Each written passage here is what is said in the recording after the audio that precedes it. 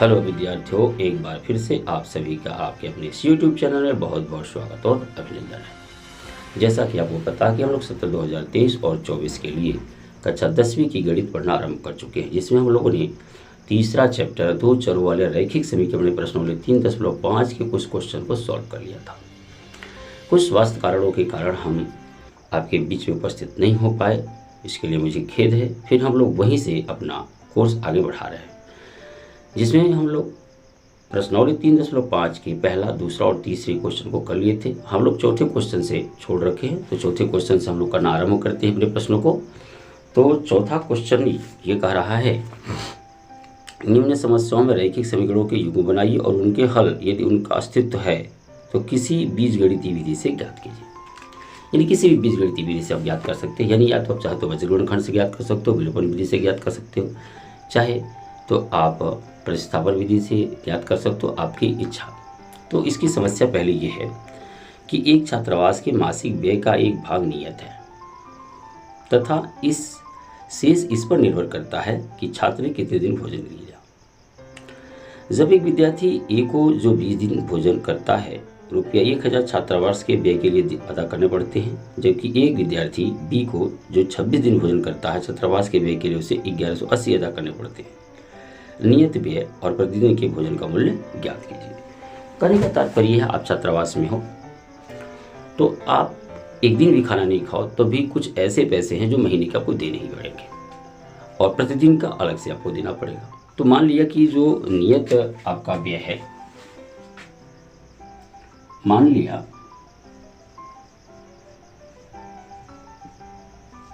नियत व्यय रुपया X और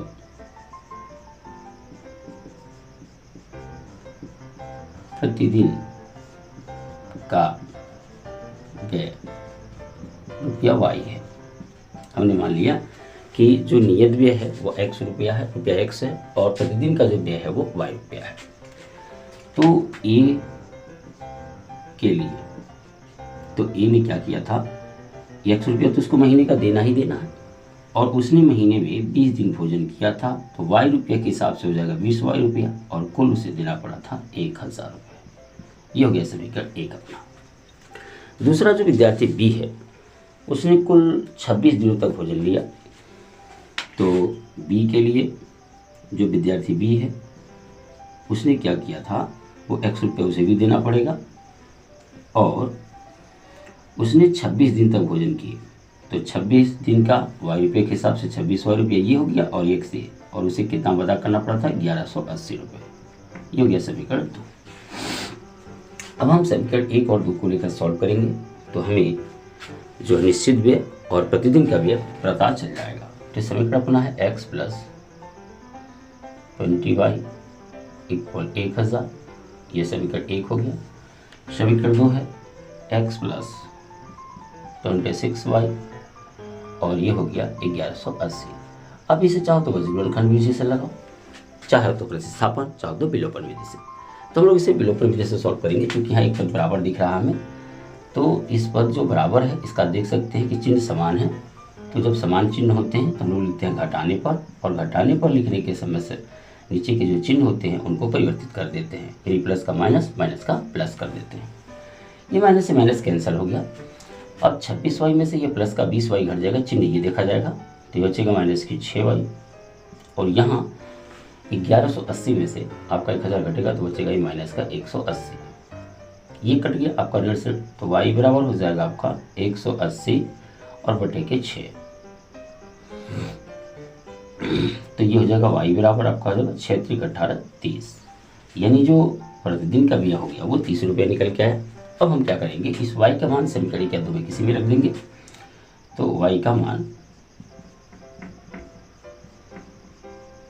समीकरण 1 में रखने पर,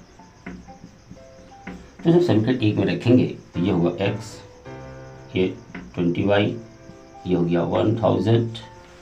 आप Y की जगह क्या रख दोगे, 30, तो X, अब Y की जगह से 30 रखोगे, ये 20 और 30 गुणा कराएंगे, ये हो जाएंगे कुछ 600।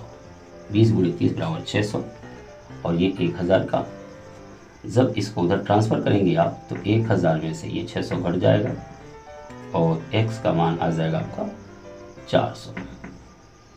इसका मतलब ये हुआ, आप कह सकते हो कि प्रतिदिन का जो व्यय था हॉस्टल का, प्रतिदिन का व्यय या हो गया वो ₹30 है, और नियत जो व्यय था माह का वो कितना है, ₹400 है। तो अब इस तरह से इसका आंसर हम लोगों ने निकाल लिया कि जो नियत व्यय है वो 400 रुपया प्रति माह है, और प्रतिदिन अगर वो खाना खाता है तो 30 रुपये उसे एक्स्ट्रा और देने पड़ेंगे। तो हमने प्रश्नावली 3.5 के ये जो है चौथे का पहला प्रश्न था, हमने सॉल्व कर लिया। आइए हम चलते हैं चौथे के दूसरे प्रश्न की। तो विद्यार्थियों, प्रश्नावली 3.5 का जो चौथा का दूसरा क्वेश्चन है मैं उसे पढ़ देता हूँ। एक भिन्न है 1/3 हो जाती है जब उसके अंश से 1 घटाया जाता है। मतलब अंश से आप उस भिन्न के घटा दो तो भिन्न 1/3 में कन्वर्ट हो जाती है, और वह 1/4 हो जाती है जब हर्ष में 8 जोड़ दिया जाता है। तो भिन्न ज्ञात करना है। तो आपको पता है कि भिन्न के 2 पहलू होते हैं, एक होता अंश और एक होता हर। तो हम लोग एक x को अंश मान लेते हैं और हर को y मान लेते हैं। तो चलिए हम लोग लगाते हैं प्रश्न 3.5 के चौथे के दूसरे क्वेश्चन को। मान लिया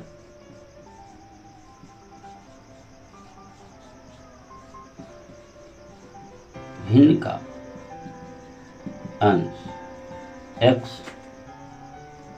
और हर y है। हमने मान लिया कि जो भिन्न है उसका अंश x है और हर क्या है, y है। तो जो भिन्न होगा वो भिन्न हो जाएगा आपका x/y के।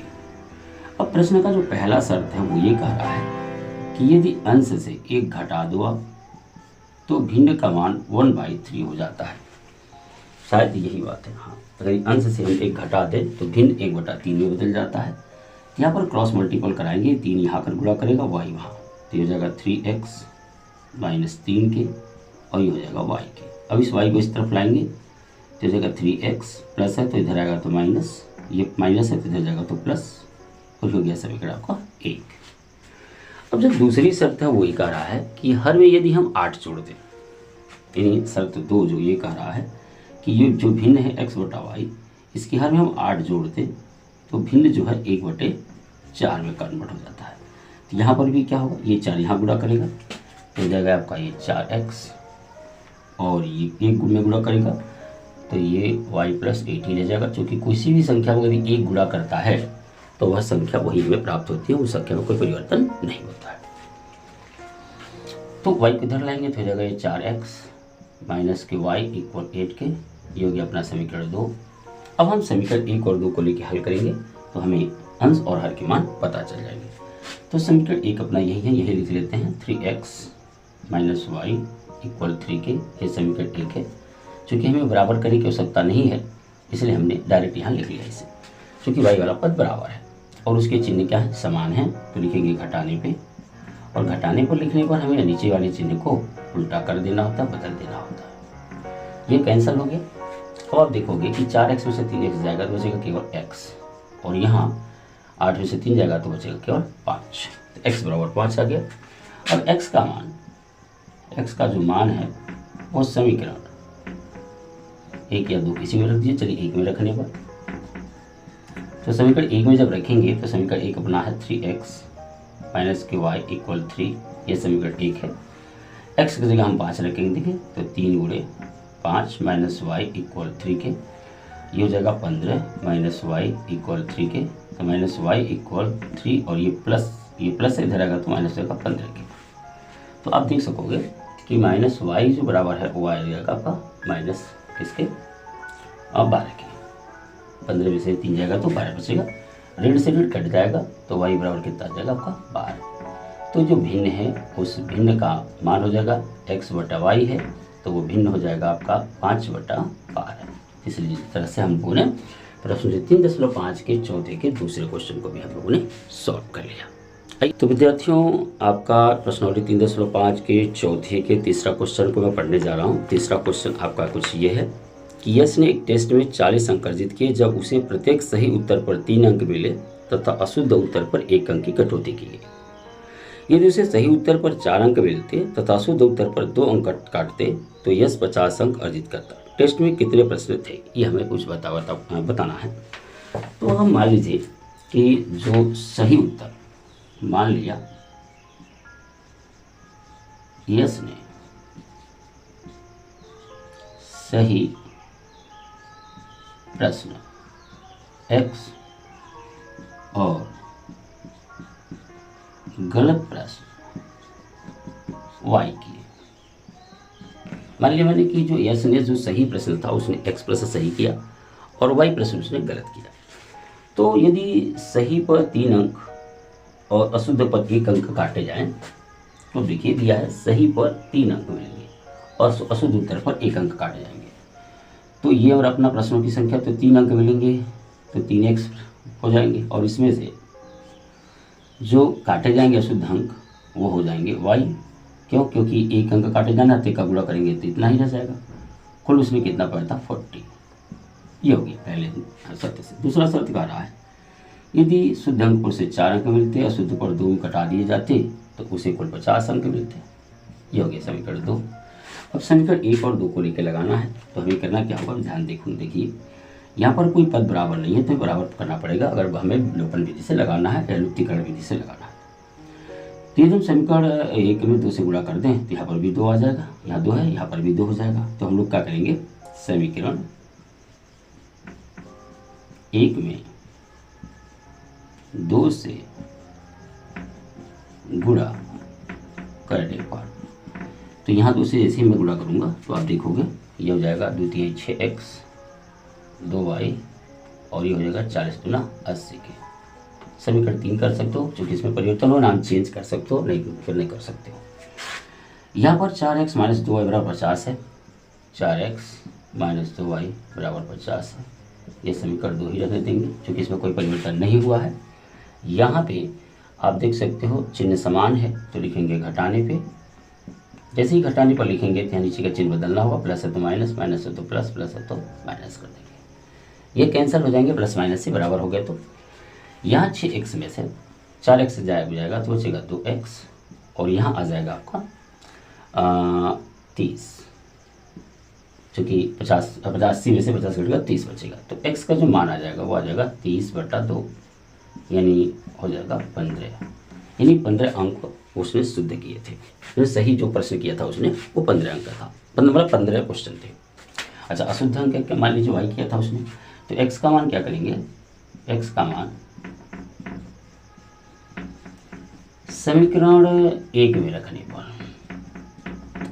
x का मान समीकरण 1 में रखेंगे तो वो है आपका 3x माइनस वाई इक्वल 40 के। यह समीकरण 1 है आपका।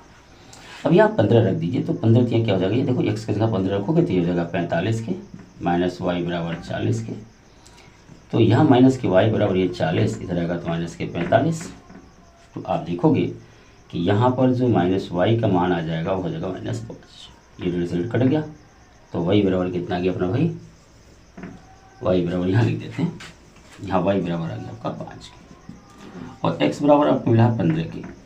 तो कुल प्रश्न हो गए आपके, कुल प्रश्न हो जाएंगे x प्लस वाई के, यानी आपका 15 शुद्ध और 5 अशुद्ध। तो कुल कितने अंक थे प्रश्न, कुल प्रश्नों की संख्या थी 20, जिसको यश ने टेस्ट में दिया था। तो इस तरह से हम लोगों ने प्रश्नावली 3.5 के तीसरे प्रश्न को भी हम लोगों ने सॉल्व कर लिया। आइए अब चौथा प्रश्न देखते हैं क्या है। तो विद्यार्थियों, प्रश्नावली 3.5 के चौथा का जो चौथा प्रश्न है मैं उसे पढ़ देता हूँ। एक राजमार्ग पर 2 स्थान है A और D। एक राजमार्ग है जिसपे एक स्थान A है और दूसरा स्थान आपका ये B है। इनके बीच की दूरी है 100 किलोमीटर। अब कह रहा है कि एक कार A से तथा दूसरी कार B से, एक कार यहाँ से और एक कार यहाँ से चलना आरंभ करती है। यदि ये कारें भिन्न भिन्न चालों से एक ही दिशा में चलें तो 5 घंटे पश्चात, मान लीजिए कार A इसी दिशा में चल रहा है और कार B भी इसी दिशा में चल रहा है, ठीक है, मतलब एक ही दिशा में चलने का मतलब हो, मान लीजिए चाहे एक कार A भी इसी दिशा में चल रहा है, B भी इसी दिशा में चल रहा है, तो 5 घंटे बाद ये आपस में मिल जाते हैं। तो हम क्या करेंगे, मान लिया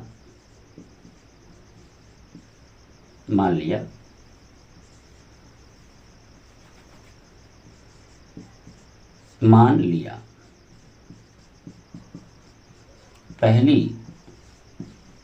कार की चाल x किलोमीटर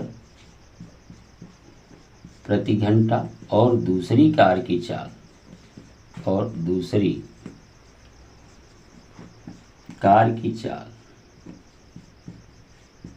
y किलोमीटर प्रति घंटा है। तो आप बता सकते हो कि जब एक ही दिशा में चलेंगी तो हमें देखेंगे कि 100 किलोमीटर की दूरी पर हैं ये दोनों। तो 5 घंटे में पहली कार द्वारा तय दूरी, तो दूरी बराबर जानते हैं आप, चाल गुणे समय होता है। तो चाल होगी x और समय हो गया 5 घंटा, इसका मतलब 5x किलोमीटर इसने तय किया। तो 5 घंटे में जो दूसरी कार द्वारा तय, तो y किलोमीटर प्रति घंटा चाल है और 5 घंटे बाद ये हो जाएगा 5y किलोमीटर की। अब इन दोनों के बीच का जो दूरी है वो है आपका 5x, एक ही दिशा में है तो इनमें अंतर करेंगे। क्यों अंतर करेंगे? क्योंकि एक ही दिशा में चल रही है तो इनके बीच में अंतर हो रहा है। तो ये हो जाएगा 5x minus 5y equal 100 kilometre. ये अंतर चल रहा है क्योंकि 100 किलोमीटर का पहले से ही अंतर था। 5 को यहाँ कॉमन कर लोगे तो ये हो जाएगा x minus y equal 100 kilometre के। तो x माइनस वाई बराबर 100/5, यहाँ पर आ जाएगा 5, तो आ जाएगा x माइनस वाई बराबर आ जाएगा आपका 20, यानी ये हो गया समीकरण 1। अब कह रहा है कि यदि ये दोनों कारें एक ही दिशा में चले, विपरीत दिशा में चले, तो एक दिशा में थी, अब एक दो कारें विपरीत दिशा में चले, मतलब कार ए इस दिशा में आ रही है तो कार बी इस दिशा में आ जाए। इस अवस्था में दोनों के बीच की जो आपस में जब मिलेंगे तो दोनों 100 किलोमीटर की दूरी तय कर चुके होंगे। इस अवस्था में जब दोनों मिलेंगे तो 100 किलोमीटर की दूरी तय कर चुके होंगे। इसका मतलब ये हुआ कि 1 घंटे में पहली कार द्वारा तय किया गई दूरी, 1 घंटे में पहली कार द्वारा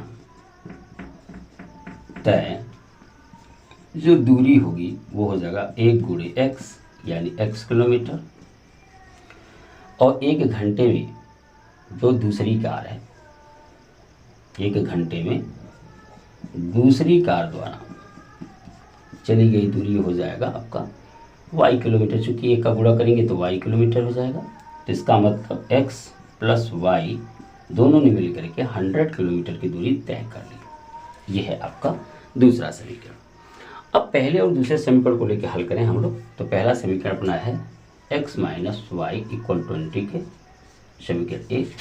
दूसरा है x प्लस वाई इक्वल 100 के, समीकरण 2। तो आप पहला और दूसरा समीकरण मैंने कैसे बनाया इसे आप देख सकते हो। अब हम इसे सॉल्व करें तो यहाँ देख सकते हो ये प्लस माइनस चिन्ह असमान है तो ये जोड़ने पर हो जाएगा और चिन्ह बदलने की जरूरत अब नहीं पड़ती है। तो ये कट गया, ये हो गया आपका 2x और 120 के। तो x बराबर 120/2, तो x बराबर 60। इसका मतलब पहले जो कार की चाल है वो 60 किलोमीटर प्रति घंटा। अब x का मान समीकरण हम लोग 1 में रख देते हैं। समीकरण 1 है x माइनस वाई बराबर 20 के। तो यहाँ पर हम x की जगह देंगे 60 माइनस वाई बराबर 20 के। तो माइनस वाई बराबर ये हो जाएगा 20 माइनस 60, तो माइनस वाई बराबर हो जाएगा ये माइनस 40 के। तो ये कट गया तो y बराबर कितना गया 40। इसका मतलब ये हुआ कि पहली कार की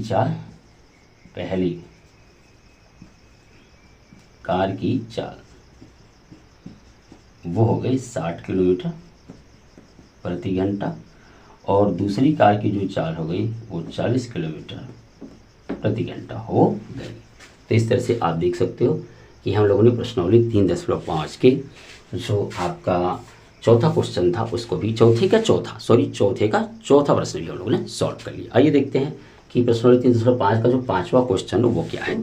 मैं प्रश्नावली 3.5 के जो चौथा का लास्ट वाला 5वां क्वेश्चन है, मैं उसको पढ़ देता हूँ।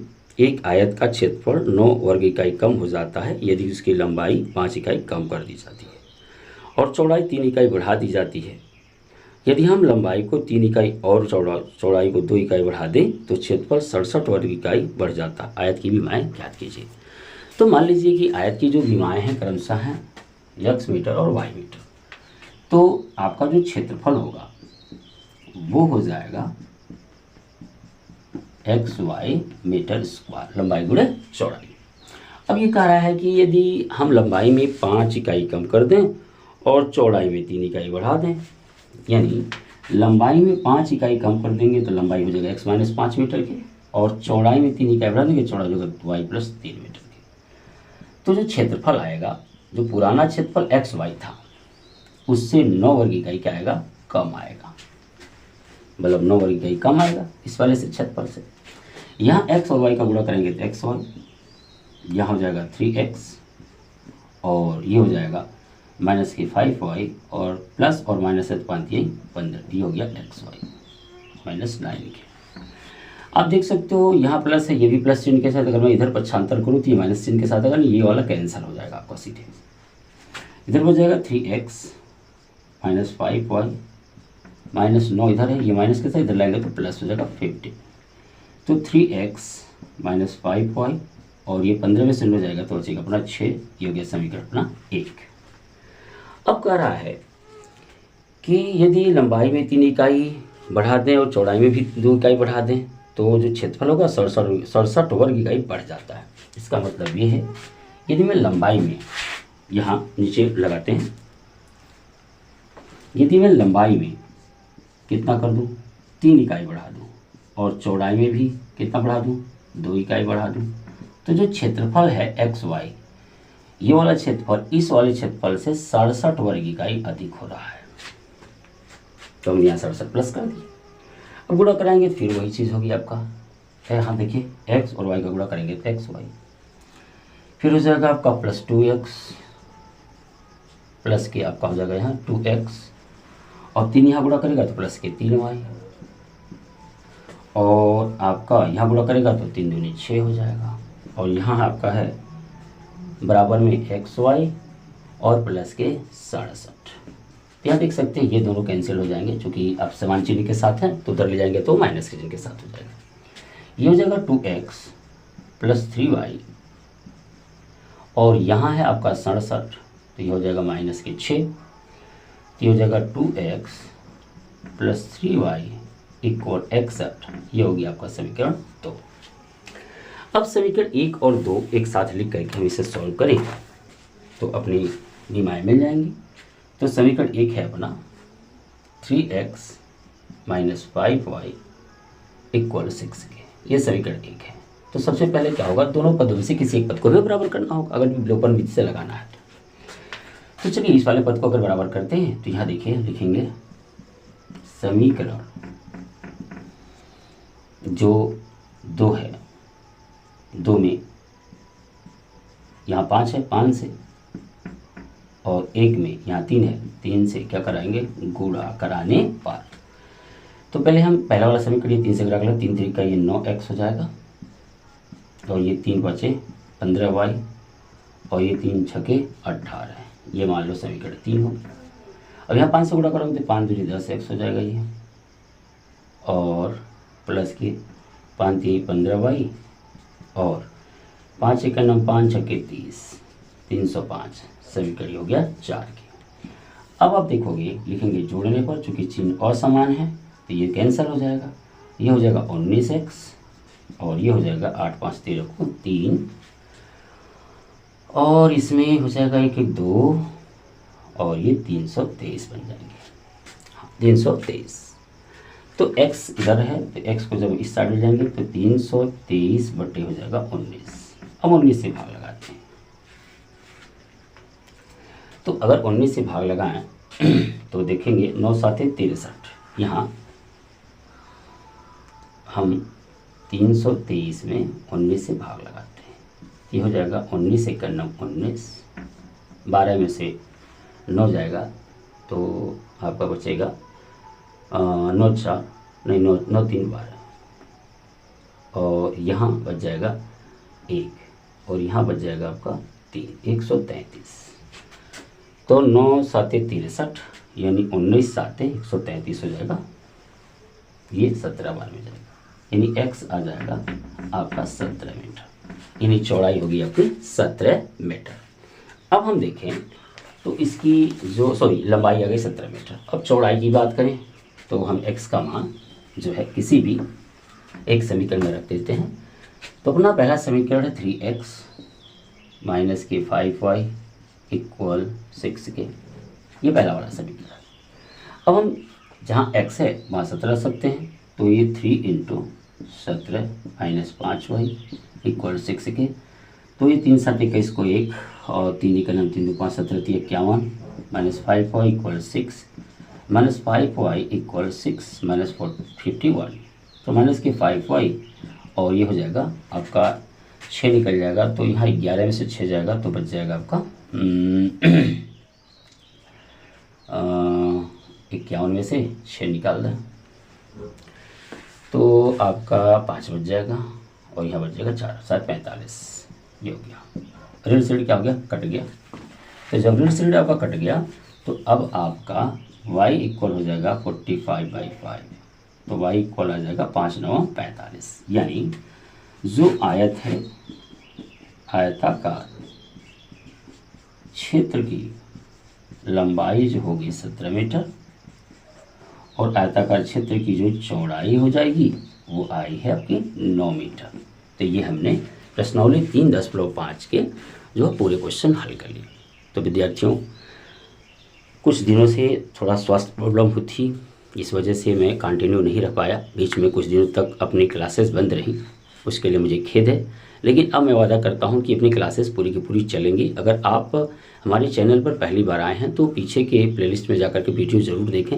हमने वास्तविक संख्याओं से लेकर के 2 चर वाले रैखिक समीकरण तक का सफ़र तय किया है। इसमें हम लोगों ने प्रश्नावली 3.5 के जो पिछले टॉपिक में नहीं हो पाई थी उन प्रश्नों को किए हैं। नेक्स्ट वीडियो में हम लोग जो नेक्स्ट अपना जो क्लास लगेगी उसमें हम लोग प्रश्नावली 3.6 को सॉल्व करेंगे, उसके बाद ऐच्छिक प्रश्न उसको सॉल्व करेंगे, फिर हम लोग पहुंच जाएंगे वर्ग समीकरण, यानी जिसे हम लोग बोलते हैं द्विघात समीकरण पर। तो विद्यार्थियों, तब तक के लिए मैं आपसे इजाज़त चाहता हूँ, फिर मिलते हैं नेक्स्ट क्लास में।